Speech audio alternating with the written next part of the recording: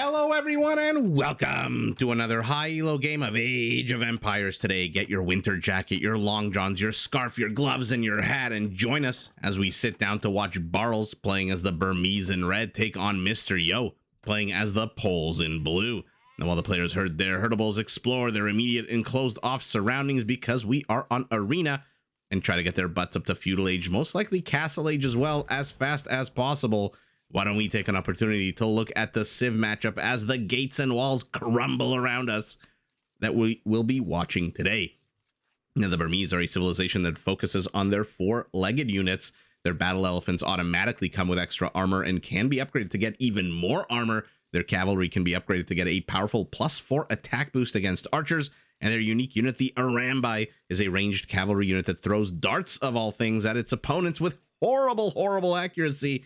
But even darts that miss deal 100% damage to any unit they accidentally land on, compared to the usual 50% of other archer units. Now, to support and protect their mounted units, especially their elephants on the battlefield, the Burmese actually have two pretty cool options. If you want to go the infantry route, all Burmese infantry get a progressive attack boost starting in Feudal, all the way up to +3 for free in Imperial. Or you can choose to go the route of the game's only spellcaster, the Monk. If you go this route, know that monastery techs are 50% faster, or rather 50% cheaper. Oh my goodness, not faster. And to help you pay for the monks, the upgrades, all of that stuff.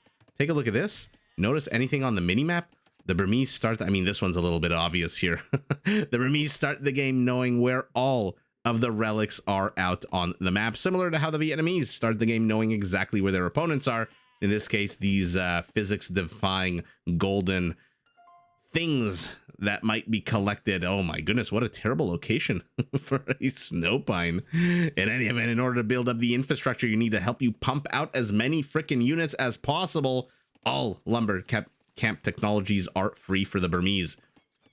As Barles now pulls, I believe, his first boar. Where's his second? Oh, his second is down here, going to graze a little bit outside now that the walls are down. And he pulls it in, takes a bit of damage on his villager, but the boar falls underneath the town center, so mission accomplished nonetheless. Let's take a look at the northern part of the map where we've got Mr. Yo playing as the Poles, another civilization that focuses on their cavalry. Pole scout cavalry line units get a small attack boost against archers and can be upgraded to do trample damage, which is very helpful for the Poles in the late game, since they're one of the only two civs in the game who have their hussars replaced with winged hussars, which are already tankier and stronger than normal hussars and come with an attack bonus against gunpowder units and an even bigger attack bonus against monks. Now, if you want to skip the appetizer, you want to go straight for that main course, the heavy food that you're going to eat, Pole Knights, their cavaliers, can be upgraded to cost a lot less gold. And when I say a lot, I mean it, down from 75 gold to 30. So it does become easier to spam these heavy cavalry units starting in Castle Age. Now, to back up their cavalry units on the battlefield, the Poles can field their unique unit, the Obuch. This is a tanky, well-armored infantry unit whose attack actually reduces both the melee and pierce armor of its opponents by 1 with every single swipe of its massive, comically large warhammer. Now, to support the production of their food and gold cavalry units, Pole stone miners also generate gold every time they work at the quarry at a rate of 1 gold for every 3 stone collected. Their farmers have access to a structure called the Fullwork, a unique structure, I should point out, which replaces their mill and automatically adds 8% of the value of a farm seated in its radius to your coffers, while also providing 5 population space. And Pole villagers are harder to raid because, like Viking berserkers, starting in Feudal Age, they regenerate HP. We'll take a look at the Fullwork. Actually, oh, never mind, 1's already down. So any farm in here, automatically 8% gets added to your coffers, leaving 92% left for your villagers to till, gather, harvest, whatever the hell you want to call it. So we'll see once these villagers complete construction of the farm. Take a look at the food for 350, 300. I'm trying to keep up with all the food that's, there you go, 14 and another 14 added, leaving 161, I believe, food from 175 to 161. And that is just a fantastic feature for the Poles. In my opinion, the Poles, one of the most synergistic civilizations that exists in the game. Almost all of their features, if not all of their features, kind of coalesce. I hate to use the word synergy because it is just a word that really has been just demolished by the business world to have absolutely very little to no meaning. Ooh, this might be a problem here with this one villager. I don't know if she'll be able to get back to the lumber camp. Let's keep an eye on her. Man, oh man, does that suck when that happens. Oh, never mind, she does.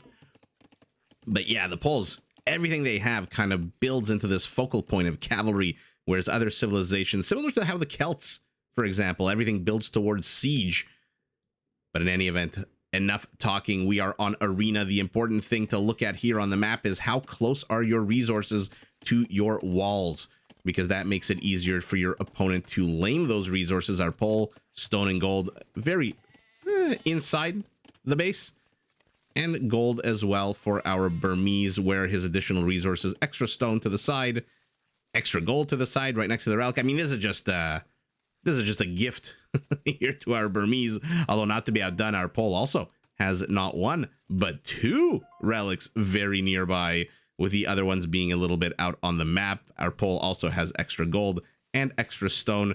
Generally, in arena games, not too dissimilar, the bases, and the players very quick to delete their wall offs. Let's take a look at how much extra space they have to expand. Our Burmese, a nice big pocket. Our Pole, a nice big pocket. Okay, let's see it. Let's see these economies get up and running as both players are going to hit the next age. It looks like Mr. Yo is going to be behind exactly 3 seconds, which is the idle time. See, I learn as I go along. When I started this channel a little over a year ago, who would have, I mean, you guys would have probably known, but I didn't know to look at the TC idle time to see how much of a difference there is, especially when the players are on the same villager count.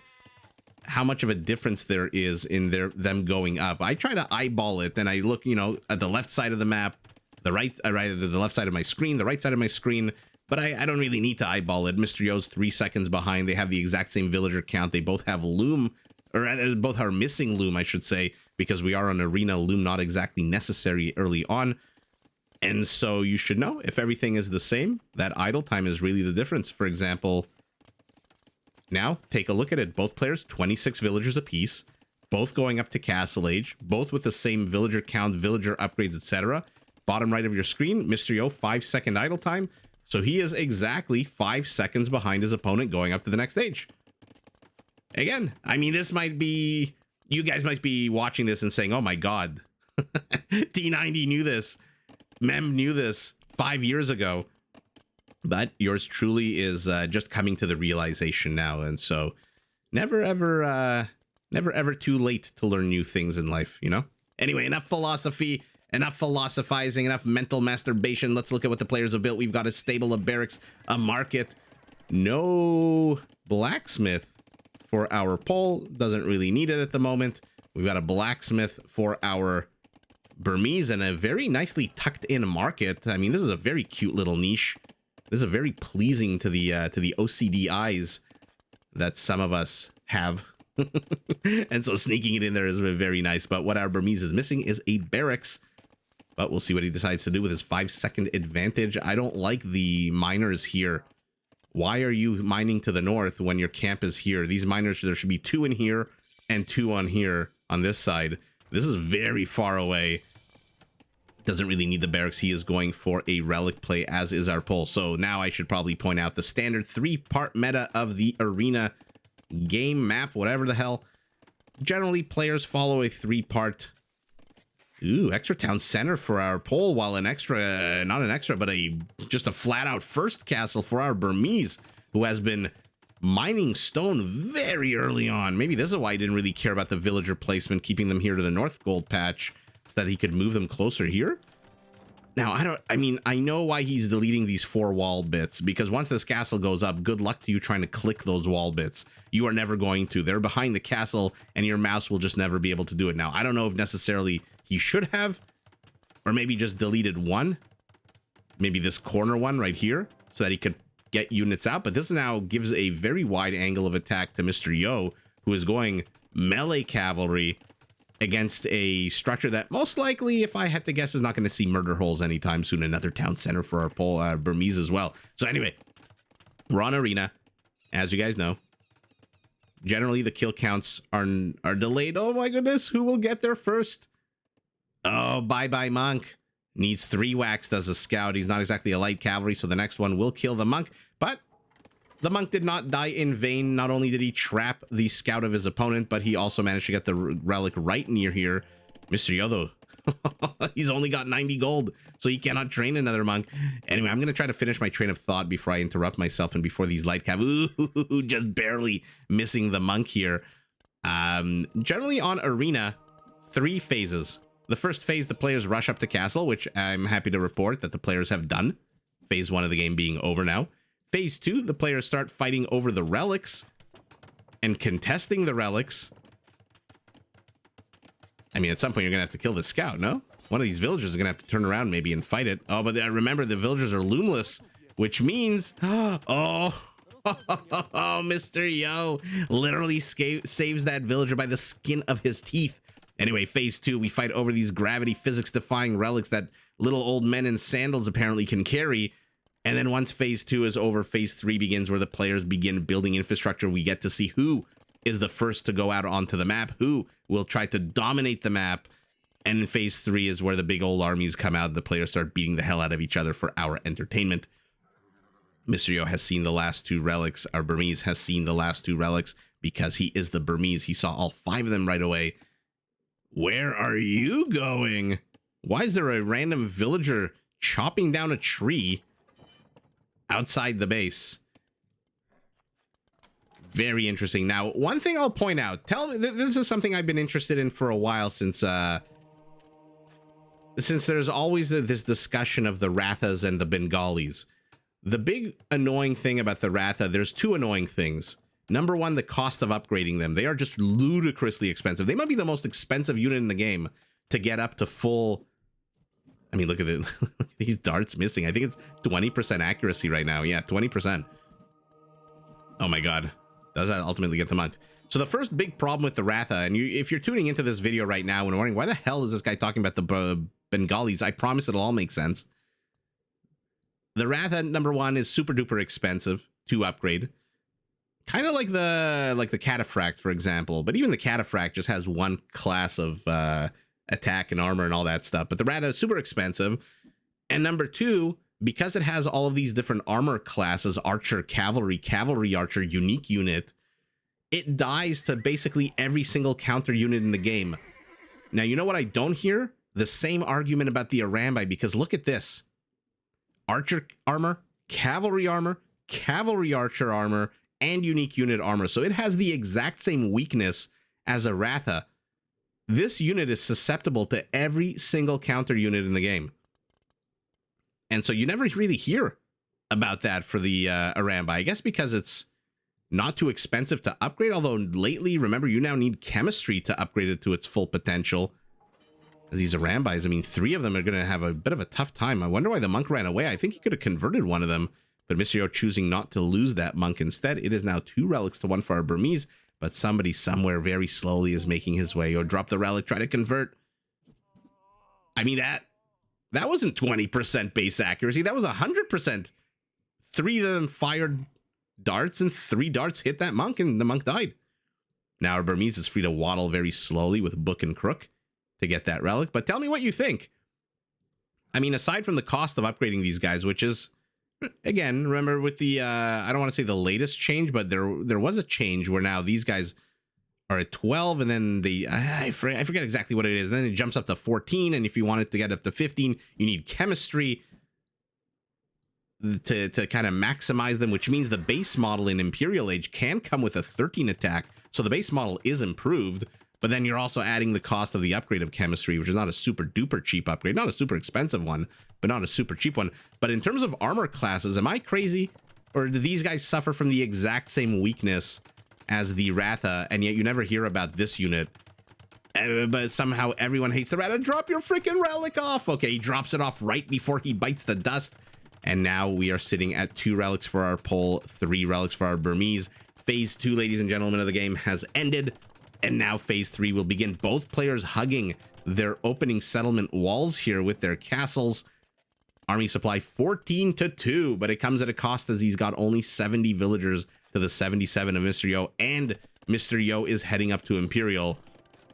No Schlachte researching just yet. And okay, very interestingly placed Siege Workshop. Very aggressive, but only 1 villager being sent out.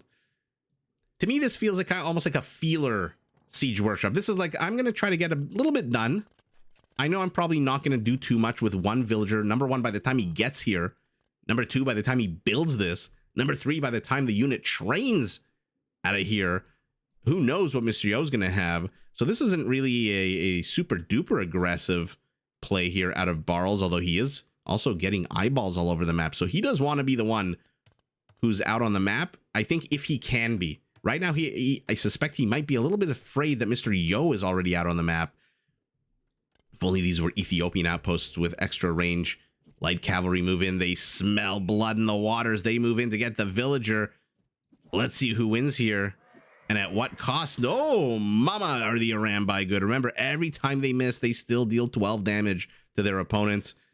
But Mr. Yo, look at the right side of your screen. He's getting Bodkin, Padded Archer, Elite Skirmisher. So he is going to hard counter these Arambai with Skirmishers. The problem is Skirmishers clump. And any unit that clumps against the Arambai is a dead unit. Doesn't matter if you are Archer. Doesn't matter if you are Melee, Cavalry, Infantry, Monks, Siege. Doesn't really matter. The Arambai in big enough numbers. Man, are they a death ball unit. And now he'll also discover that there's a castle here as the castle fires a volley of arrows at the Arambai. I mean, Barles is playing this amazingly fun. This is crazy. Look at the minimap.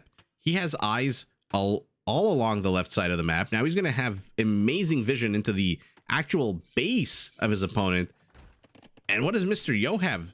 2 skirmishers and a monk? Probably no redemption. I say probably as the caster. I should know. I should have kept my eyes up. But ballistics, leather archer armor, conscription. So he's going to start pumping out units that are quite tanky against the Arambai very, very quickly. The problem is they're not very tanky against Rams.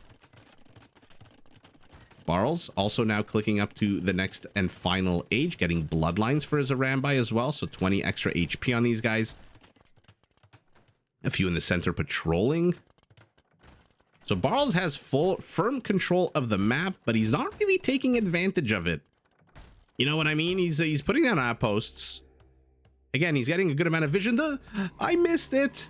I missed the snow leopard. Oh man, is it always fun? Okay, now he's got loom. Now he's got loom now that his villager died. Oh, Mangonel is out. Gets a decent volley off some of these Arambai in the rear. But like I said, when you have a death ball of Arambai, and I guess at the 30-minute mark of the game, 13 Arambai is pretty much a death ball, especially against individual skirmishers. Yeah, you need to get the hell out of here, Mr. Yo. There's nothing to protect you here. Now, the skirmishers are going to be able to do a good job, like I said, countering ththese Arambai, because they have 2 bonuses that matter, right? +4 against Archer, +2 against Cavalry Archer. Oh, now Mangonel probably wishes it was alive to get a nice attack round over here. Okay. Barles, having done a little bit of damage, torn down the wall, taken down a full work, seen quite a lot, by the way, with that first scout that snuck in there after he killed the villager. Ooh, fantastic attack by Mr. Yo there. And now both players are in Imperial. We're getting husbandry, we're getting conscription, we're getting scale barding armor. So our Burmese really does want to keep going the horsey units. And this is what I was talking about with Barles before, about this being a really non-committal kind of push into the center of the map. Down go the Rams, down go the monks. Villager, get the hell out of Dodge real quick, real fast. Mr. Yo's villagers, they'll get caught out. Where do you think you're going with 2 trebs? Mr. Yo has 0 map vision, so he expects to see some kind of infrastructure, but there's nothing here. Like I said, a very, very tentative map. I hesitate to even say the word control out of Barles, because he doesn't really have control of the map right now. He has vision of the map, but that's basically it. Mangonel should be able to destroy everything here. Trebs might want to reposition themselves and take out this siege workshop, but Mr. Yo is moving forward. Again, he's going to discover very little, with the exception of this one castle. I wonder if this is where he's going into, and he probably shouldn't. Probably shouldn't.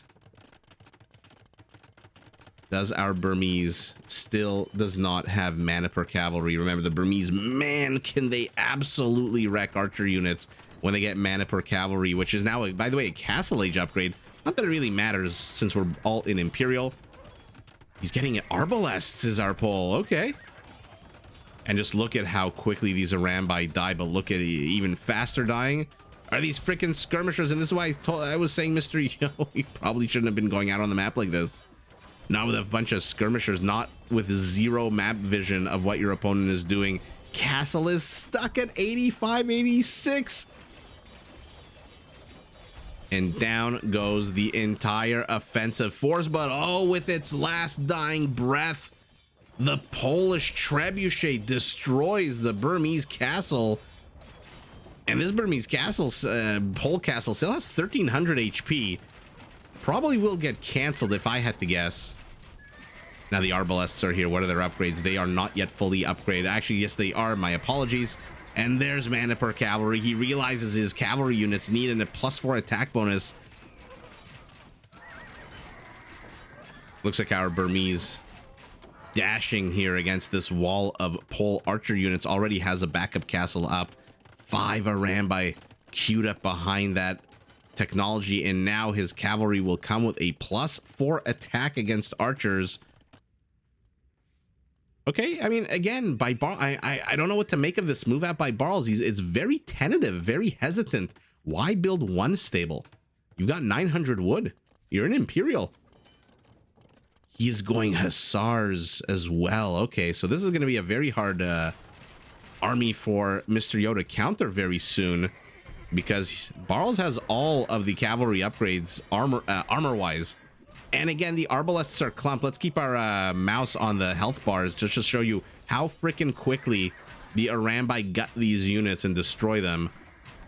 That being said, speaking of quickly, now it's the Arambai you have to get the hell out of here. They do have, I think, one base pierce armor, right? Yeah, okay. So it's not exactly camel level shitty armor, but... By the way, does the Arambai come with any attack bonuses? Not really, just the ram, which is an interesting feature here. Let's take a look. We've got an engagement here in the center of the map. These arbalests are all just going to melt. Oh, you need skirmishers. Arbalests do pack a harder punch, but the bonuses of the skirmishers are really what you want here against these Arambai. Although the skirmishers are going to do jack shit against the Hussars. I would love to see mana per cavalry Hussars taking on winged Hussars from the Poles. That would be something nice. 10 extra skirmishers, and we are getting Lakitic Legacy. Oh, we are going to see Hussars. Lakitic Legacy is the Pole upgrade that gives their Hussars trample damage. And in 30 seconds, these Hussars from our Burmese will be fully freaking upgraded with all attack bonuses and all strengths for them now that Blast Furnace is finishing. We've got Bombard Cannons trying to micro against each other as the Arambai try to attack into them. Oh no, that was a sour move there by Barles, who loses a whole bunch of Arambai. And there is the Winged Hussar, one of the most beautiful units in this game. I mean, I need to zoom out. There's so much happening. Our Burmese has caught a bunch of villagers trying to construct another stable. I mean, this is how you move out onto the map. 7 stables, 2 siege workshops. I don't know, again, about 1 stable. 1 siege workshop. But the players disengage. Our Burmese, despite my questions about his push out, does have the bigger army, more than twice the size of his opponent, and also has 26 more villagers. But now he's facing this beautiful golden blue unit. What a stunner this unit is. And remember, blue's units now come with a area of effect range of 0.5 tiles. And by the way, it is not a weak trample damage. 33% of their damage is done. Just to give you a comparison, for example, the Ratha, I'm going to keep coming back to the Ratha in melee mode, does 20% damage. This unit does 33% damage. And he needs Blast Furnace. He desperately needs Blast Furnace as more and more of them push in here, but there's enough Arambai. Are they elite? Do they have... Yeah, they have got chemistry now. So they are at a plus. So this is the cool thing about the Arambai. It's kind of a seesaw nerf buff that they made, because now in Imperial Age, you can get your base model up to a 13 attack, which really gives a disincentive to upgrade them to their elite form. But oh, wait a second. We've got some Burmese Hussars in the back of the Polish base. 4 kills for this guy. He probably gonna get 5 before these winged hussars take him out. Yeah, he gets 5, does die. And at the same time, our Burmese is pushing in yet again. Mr. Yo's army has to retreat behind house, outpost, and mining camp. What is inside of you? A bombard cannon. You cannot come out right now. No, why did you come out? But every time blue clumps, these Arambi just absolutely shred through his army. 21 kills already.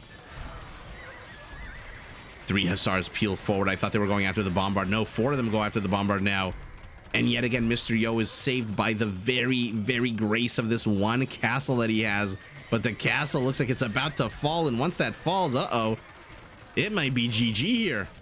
Oh, the bombard cannon just having his way with these arbalests as well. Our Pole only has 35 villagers on food. It needs to be double that. It needs to be what our Burmese has, 69. Now, this is an interesting question. The winged hussars, they're trying to get at the bombard cannon. It looks like they got one. He must have been weak.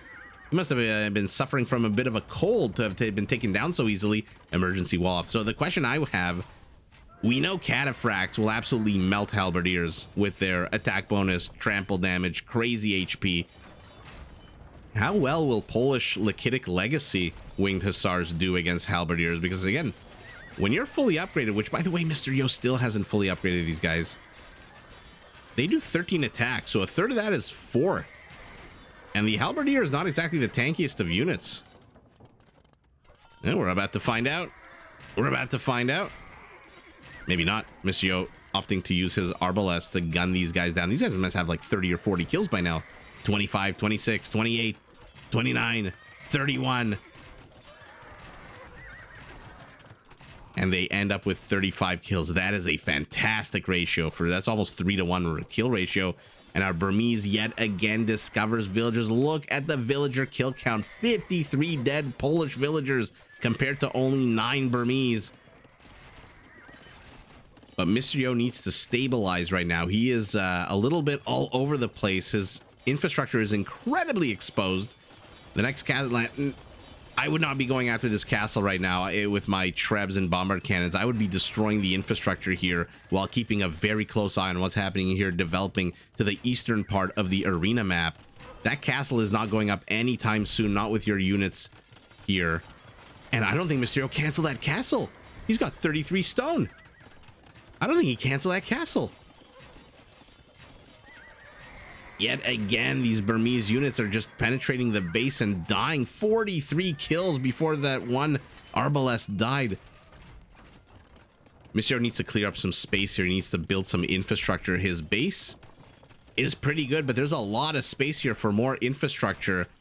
Our Burmese supply capped. Our Pole down 75 supply. The King of Holds is holding for now, but look at his army count. It's less than half. Now it's basically half.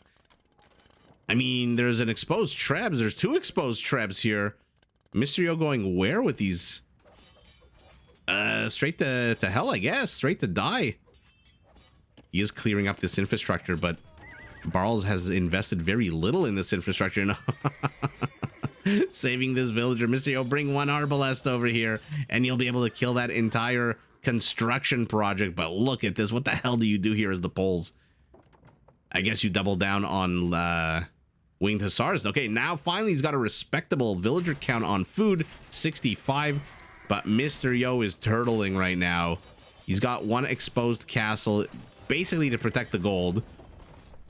Once that castle goes down, his villagers are going to be incredibly exposed. I don't think he's got any rare resources still left here. Oh no, there's a bit of gold. Sorry, I didn't mean to go in your ear. Arbalest realized we have to take matters into our own hands. We need to start sniping. We need to at least force some kind of engage underneath this castle while the castle can still support us. Because in the next volley, that castle is Dunzo, Washington. And down it falls. All the villagers who are repairing it, wasting all of the stone to do so, are now in jeopardy. But you know what? Again, Mr. Yo is holding. And now he's replenishing, like I said, infrastructure inside of his base. These guys need to get their butts to work.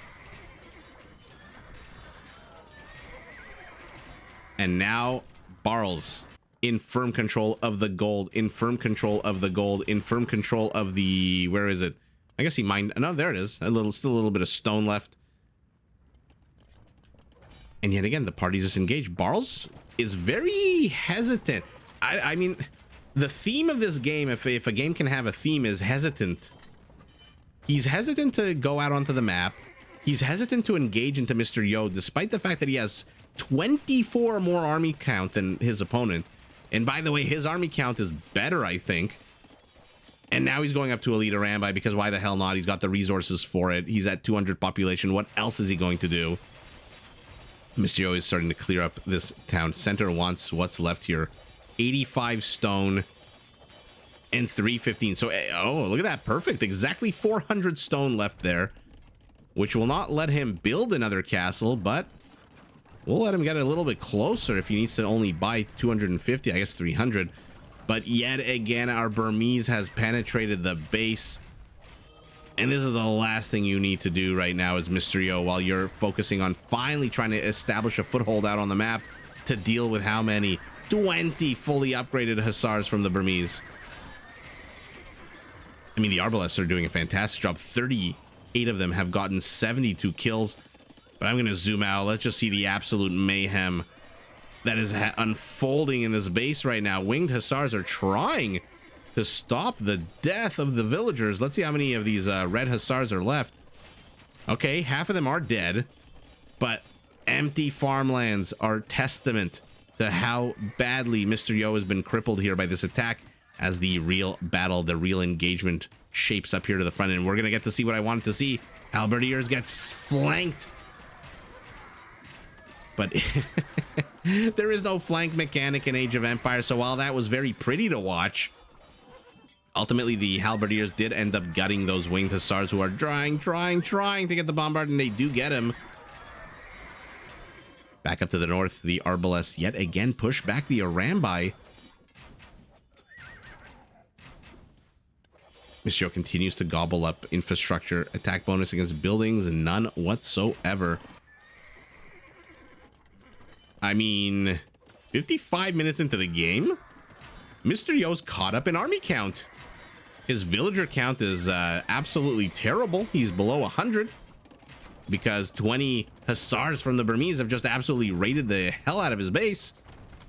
But military, now you know, hesitancy is not something that we can say about Mr. Yo. So he is definitely going to force an engagement here. And what an engagement. Winged Hussars from the pole taking on regular Hussars from the Burmese. One side supported by Arambai, one side supported by Arbalests. Everyone is upgraded to the hilt except for our poles. Hussars, which are missing blast furnace. And because of that, because of the Arambai, because of the Halberdier, he gets pushed back. But army count not terrible, but out of the 46, 13 of it is here, and his villagers get caught out. Looks like they did mine about 350 stone, but they get caught out, and now the Arambai are elite. Now they are fully capped out at their 15 attack.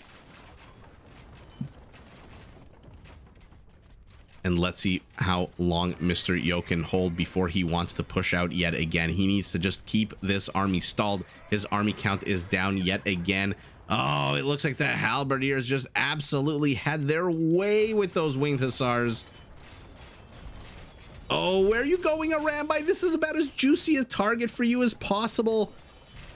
Oh, that was such a disgustingly clumped up blue army that the Arambais, I mean, these Arbalests are pretty damn clumped up as well. And our Burmese enters the base for what? The third, fourth, fifth, ninth time? Oh, but the Arambai have been left out for 1, 2, 3 seconds before the Trebs gun down that gate. And Mr. Yo's base is open from multiple angles now, which means bad news. He's down to 84 villagers. That is not good. And our Burmese has cleared up all of the blue infrastructure. Mining camp, not really relevant, so he leaves it up. Look at Mr. Yo in the middle of all this, walling off the left side of his base here. Somehow Mr. Yo has managed to get his army count back up to the 50 area, approximately 50. But again, He's missing Blast Furnace. We've seen this from pros sometimes where they just, oh, that was a good get there for our Burmese. We've seen pro players do this a bunch of times. They just miss upgrades.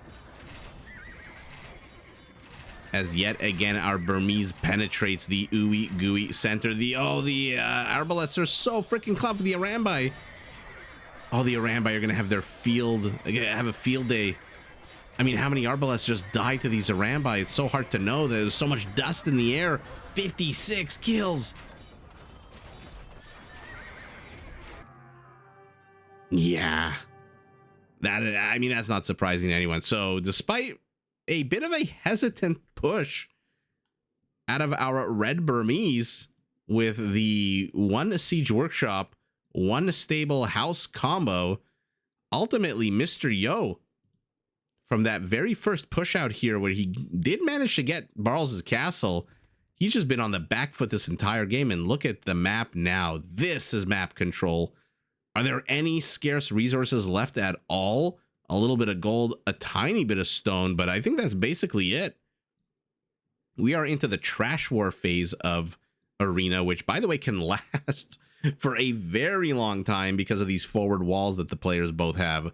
The trash wars can last a really long time, so I'm glad this game didn't last 2 hours, but holy moly, Mr. Yo down to a meager 100 supply to the 200 of his opponent and just cannot take on. Am I making too big of a deal of it? Missing Blast Furnace, the +2 attack? Am I making too big of a deal of it? They still have Lakitic Legacy. They still do trample damage. They're still tankier than a normal Hussar, right? I mean, let's compare the stats and see if I'm making too big of a deal of it real quick. 11 attack to 11. It could have been a 13. 3 to 3 armor. HP a little bit more on the winged Hussar. I think they also attack a little bit faster. No, they attack the same speed. Why did I think they attack? Maybe I'm thinking Magyar Hussar. Anyway, so I feel like it could have done a significant amount of extra damage having that plus attack added with the Blast Furnace upgrade missing. But man, what an absolute back and forth game until Mr. Yo just couldn't take it anymore. 307 Hussars to 270 winged PKPM hero levels here in the middle of the game. PKPM for Mr. Yo right at the end of the game. Surprisingly not right at the beginning. Usually Mr. Yo's PKPM right at the very beginning of the game. 1,500 extra gold is not a small amount. And our Burmese just gets all of the major resources. His total about 10, a little bit over 10% bigger economy. A little bit more wood. A lot more food. A lot more gold. And not even... No, not even a castle's worth of stone. Interesting. 4 conversions out of 482. Look at these army counts. 37 destroyed buildings by our Burmese. Just goes to show you what comes with map control in this game. 623 kills to 500, but the real story is the number to the immediate right of that. Eco kills, economy kills, villagers, civilians, whatever the hell you want to call them, 117 to 14. That is just bonkers. The last thing you want to do is the polls with all your full works up, with your economy up and running, is have to spend your food on villagers when you need to spend it on these beautiful. Again, what a gorgeous unit. What an absolute stunner of a unit. That's the last thing you want to do is with the villagers, is to train villagers and not winged Hussars. But Barles, proving my comment about his hesitancy completely wrong, ultimately does swarm over Mr. Yo. I think the early Arambai, because the second he had castle, he placed that castle down and then immediately started pumping out Arambai to counter monks and cavalry units, which is not something we've seen in arena games. I mean, you might have seen it. I haven't seen it. And ultimately, these Arambai end the game with 60 kills, so more than 3 kills each, which is fantastic. The Arbalests, 2 kills each, over 2 kills each, not bad at all. But yeah, Mr. Yo just number one, runs out of economy, runs out of villagers. He still has enough food for what? I don't know what that is, 16, 17? I can't really do the math off the top of my head. Between 15 and 20 winged Hussars.